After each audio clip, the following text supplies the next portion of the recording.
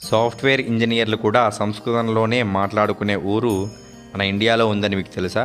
Modern life enjoy చేస్తూనే మన Vedic కల్చర్ని ఎలా బ్యాలెన్స్ చేయాలో ఈ మత్తూరు గ్రామాన్ని చూసి నేర్చుకోవాలి.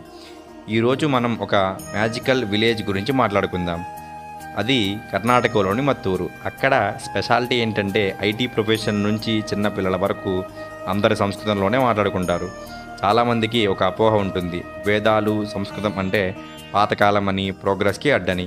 కానీ ఈ ఊరిని చూస్తే మన మైండ్ బ్లాక్ అవ్వాల్సిందే.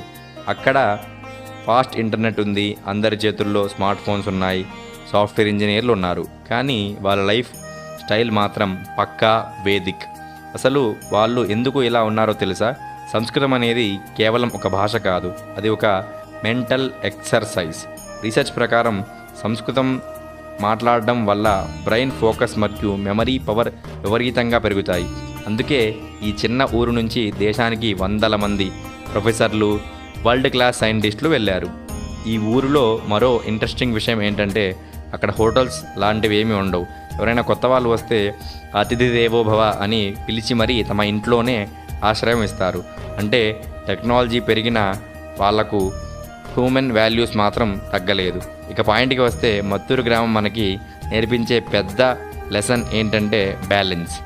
మన దగ్గర ఎన్ని గ్యాడ్జెట్స్ ఉన్నా, ఎంత పెద్ద కెరియర్ ఉన్నా, మన మూలాన్ని అంటే మన కల్చర్ని వదలకుండా టాప్కి వెళ్ళొచ్చు అని. వేదాల్లో చెప్పిన డిసిప్లిన్, టైం మేనేజ్మెంట్ మరియు ఎథిక్స్ని మనం ఈ రోజుల్లో కూడా ఇంప్లిమెంట్ చేయవచ్చు. ఉదాహరణకి స్టాక్ మార్కెట్లో ఇన్వెస్ట్ చేసేటప్పుడు మనకు కావాల్సిన పేషెన్స్ వేదాల్లో చెప్పిన మెడిటేషన్ ద్వారా కూడా అలవరుస్తుంది. హైటెక్ సిటీలో ఉంటూ కూడా వేదిక్ విజ్డమ్ని మన డైలీ లైఫ్లో ఎలా వాడుకోవాలో మత్తూరు వాళ్ళని చూసి నేర్చుకోవాలి. మోడర్న్గా ఉండడం అంటే మన కల్చర్ని మర్చిపోవడం కాదు, మన కల్చర్ని మోడర్న్ వరల్డ్కి అప్లై చేయడం. మన మూలాల్ని మనం గౌరవిస్తే ప్రపంచం మనని గౌరవిస్తుంది. ఈ గ్రామం గురించి లేదా మన వేదిక్ కల్చర్ గురించి మీరేమనుకుంటున్నారో కింద కామెంట్ చేయండి. ఈ వీడియో కనుక మీకు నచ్చినట్లయితే మీ ఫ్రెండ్స్ అండ్ ఫ్యామిలీతో షేర్ చేయండి. ఫాలో చేయడం మాత్రం అస్సలు మర్చిపోకండి.